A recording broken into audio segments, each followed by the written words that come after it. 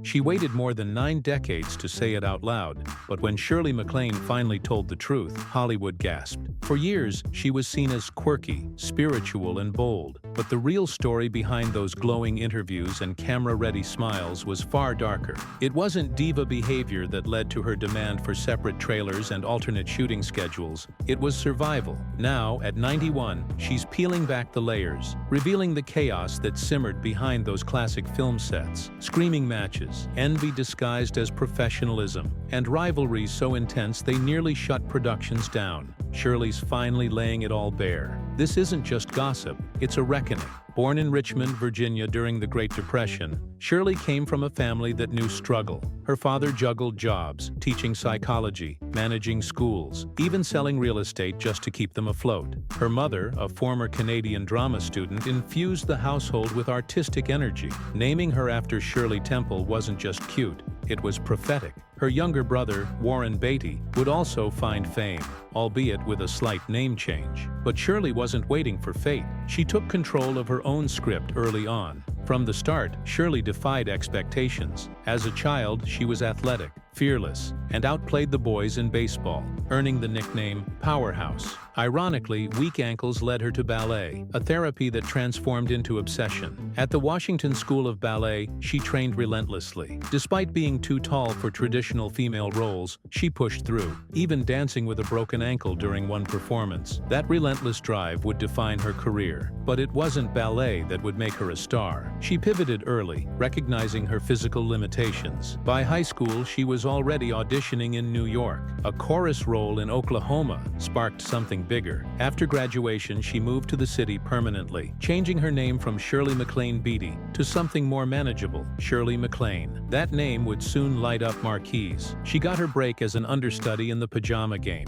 When the lead got injured, Shirley stepped in and delivered a performance that captivated audiences. Producer Hal B. Wallace was in the crowd and saw her potential instantly. That night changed everything. Within months, he offered her a 5-year deal with Paramount. Hollywood wasn't ready for her, but they had to be. Her first film, The Trouble with Harry, directed by none other than Alfred Hitchcock. She won a Golden Globe for Best New Actress right out of the gate. Next came Around the World in 80 Days, a sweeping production with a secret. Shirley was pregnant during filming. Rather than slow down, she and husband Steve Parker made a stunning decision. Their daughter, Sachi, would be raised in Japan with Steve and his mistress. That arrangement would leave emotional scars that still echo through their relationship.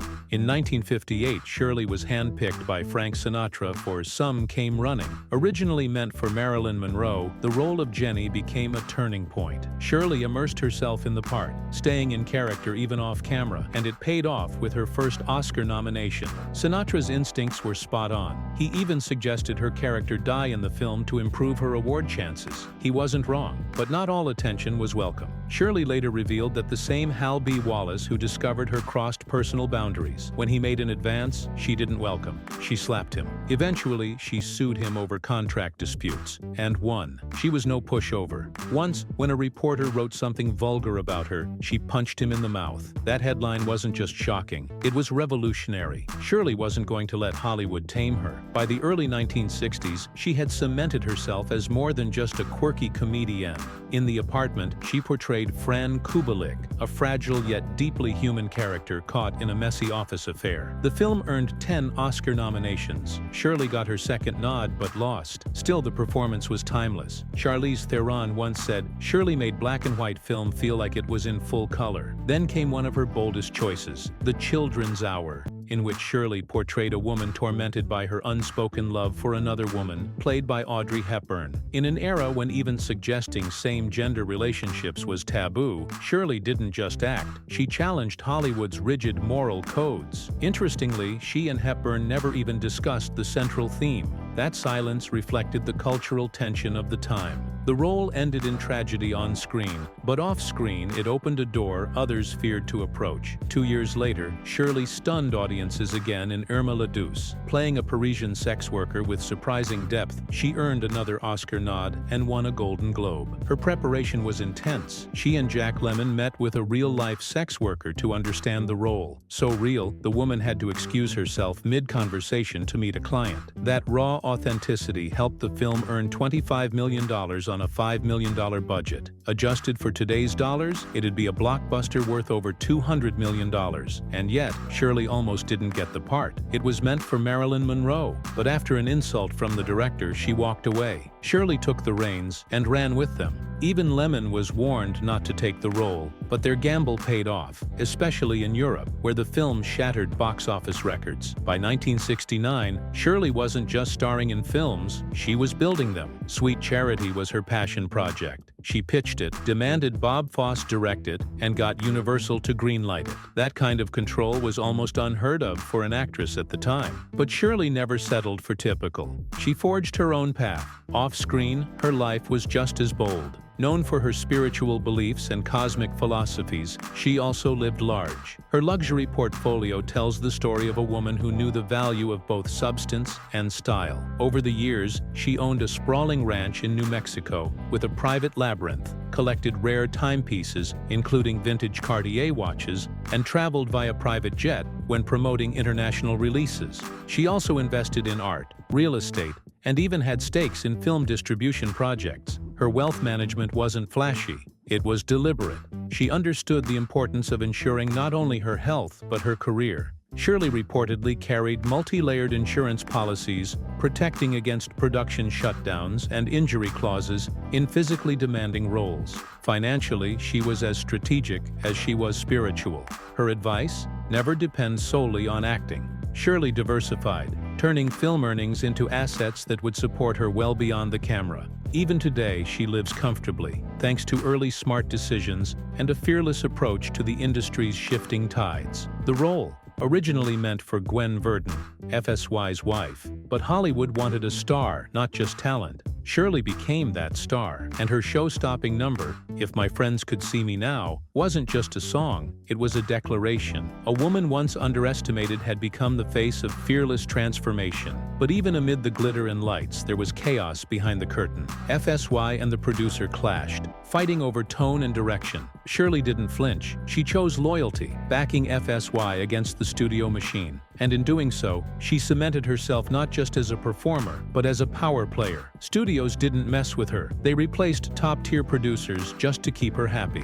At a time when women rarely held that kind of weight in Hollywood, Shirley made sure her vision wasn't silenced. And that power didn't come from playing it safe. It came from walking away when it mattered most, like in the early 70s, when she stepped away from cameras to campaign for George McGovern. A-list checks could wait, her convictions couldn't. By decade's end, she wasn't just popular. She was one of the highest-paid actresses in the world. One contract? A staggering $750,000, over $6 million today, for a movie that never even got made, just to keep her name attached. That's how much her presence meant to the industry. Her net worth, now estimated at $60 million, wasn't built on blockbusters alone. It was the result of smart, deliberate career moves, well-timed retreats, and bold reinventions. Her real estate portfolio includes a New Mexico ranch she's held for decades, valued now around $3.5 million, alongside holdings in Malibu and Santa Fe.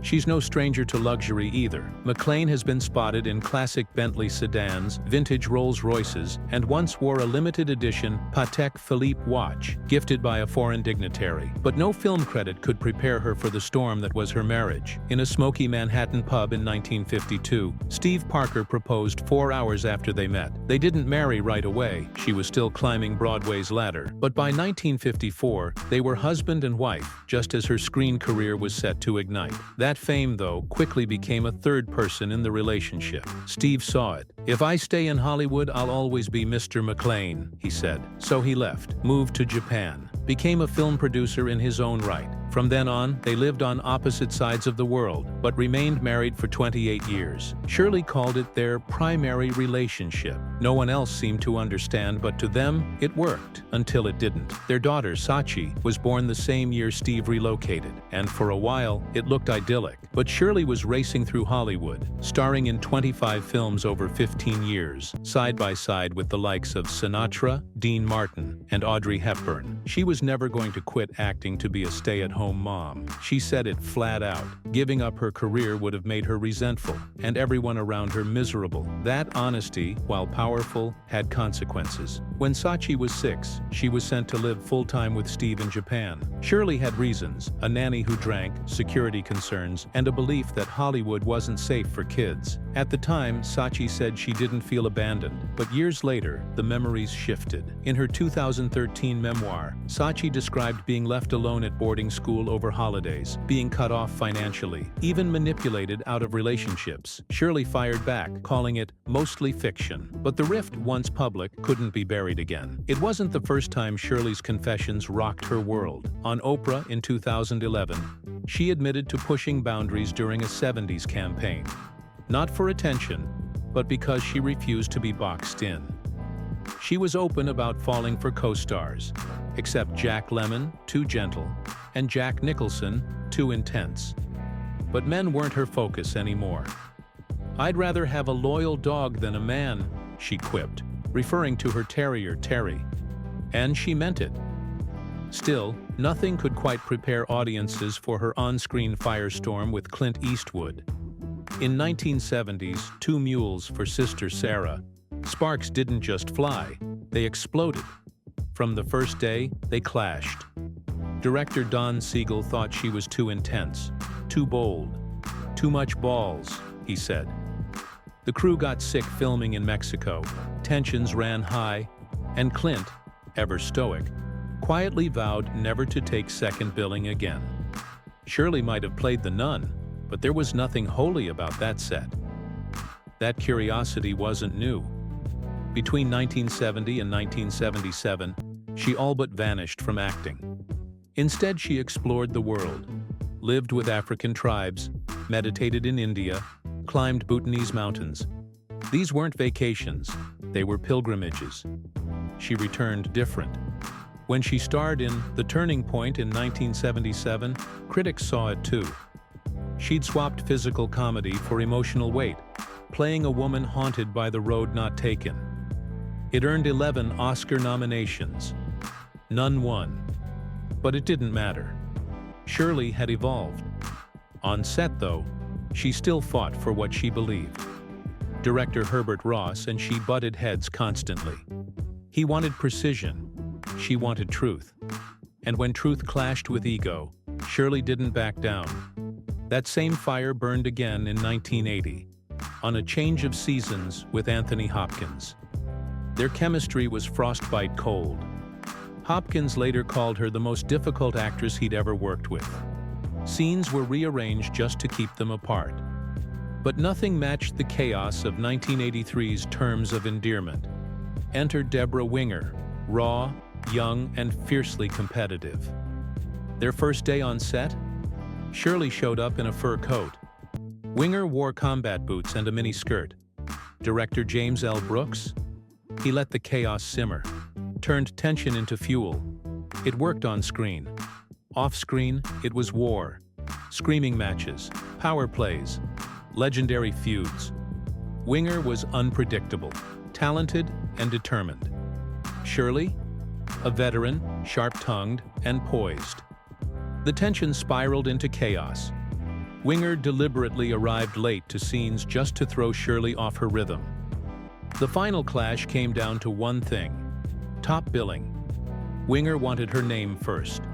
Shirley had decades of work, Oscar nominations, legacy behind her. Paramount finally stepped in with a compromise. Shirley's name came first in the US, Winger's overseas.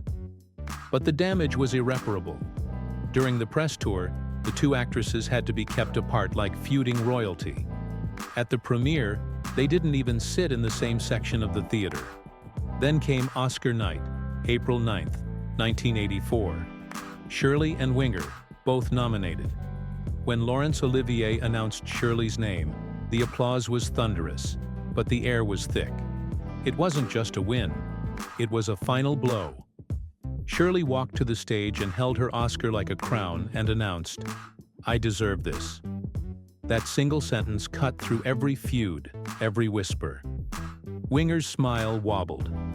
Shirley complimented her co-star with turbulent brilliance. but it was veiled in barbed wire. Hollywood had watched a war, and now one queen stood tall. But Shirley's off-screen world was just as complex. That same year, she finalized her divorce from Steve Parker, her husband since 1954. They had lived continents apart, he in Japan, she in Hollywood, in what she candidly called an open marriage.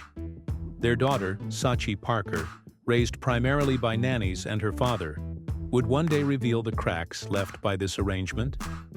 In her memoir, Lucky Me, Sachi peeled back the curtain on a childhood marked by loneliness and surreal conversations, like Shirley telling her that her real father was an astronaut from another galaxy.